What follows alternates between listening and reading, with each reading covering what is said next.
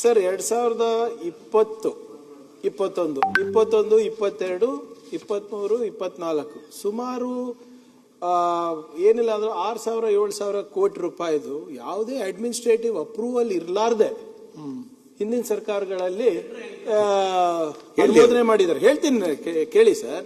Administrative approval ನಮ್ಮ ಕಡೆಯಿಂದ ತಗೊಂಡಿದ್ದಾರೆ. PWD, MI ಮತ್ತೆ RDPR ಎಲ್ಲ ಸೇರಿ ಯಾವುದು ಅಡ್ಮಿನಿಸ್ಟ್ರೇಟಿವ್ ಅಪ್ರೂವಲ್ಲೇ ಇಲ್ಲ.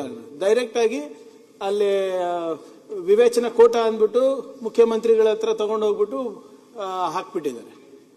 ಆ ಫೈಲ್ಗಳೇ ಸಾಲ ಮಾಡಿ ತುಪ್ಪ ತಿಂದದ್ದು ನಾವು ತೀರಿಸ್ತಾ ಇದೀವಿ. ಅದಕ್ಕೆ ಯಾವ್ದಾವ್ದು ಅಧಿಕೃತವಾಗಿದೆ ಅನಧಿಕೃತ ನೋಡ್ಕೊಂಡು ಕೆಲವು ಆಫೀಸರ್ಸ್ ತಲೆದಂಡವನ್ನು ತಗೊಂಡು ನಾವಿವತ್ತು ಕೊಡ್ತಾ ಇದೀವಿ. ಅವರು ಹೇಳಿರೋದು ನಿಜ, ಕೆಲಸ ಆಗ್ಬಿಟ್ಟಿದೆ. ಸರ್ಕಾರಗಳ ತಪ್ಪನ್ನ ನಾವು ತಿದ್ದಿ ನಾವು ಅವ್ರು ಮಾಡಿ ತುಪ್ಪ ತಿಂದಿದ್ದಾರೆ ಅಧ್ಯಕ್ಷ. ಬಡ್ಡಿ ನಾವು ಕಟ್ತಾ ಇರೋದು. ಯಾವ್ದೋ CM ವಿವೇಚನಾ ಕೋಟ ಅಂದ್ಬಿಟ್ಟು ಪ್ರಾರಂಭ ಮಾಡ್ಬಿಟ್ಟು ಅಧ್ಯಕ್ಷರೇ ಹಂಗ್ ಮಾಡೋದ್ ತಪ್ಪಲ್ವಾ? ತಪ್ಪನ್ನ ನಾವು ಮಾಡಕ್ಕಾಗಿಲ್ಲ. ನಾನೇನ್ ಹೇಳ್ತಾ ಇದ್ದೀನಿ ಸರ್, ಅಫಿಷಿಯಲ್ ಅದೇ let it become your party stand. ನಾವು ನಿಮ್ ಲೆಟರ್ ಕೊಡಿ ಅಂತ ಹೇಳ್ತಾ ಇಲ್ಲ. ಬಿಜೆಪಿ ಅವರ ಅಫಿಷಿಯಲ್ ಸ್ಟ್ಯಾಂಡ್ ಇರಲಿ. Withdraw the 5 guarantees.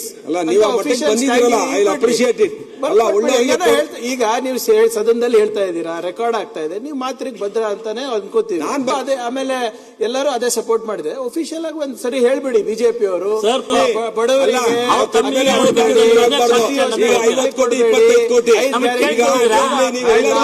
ಆರ್ಥಿಕ ಸ್ಥಿರತೆ ಬೇಡ,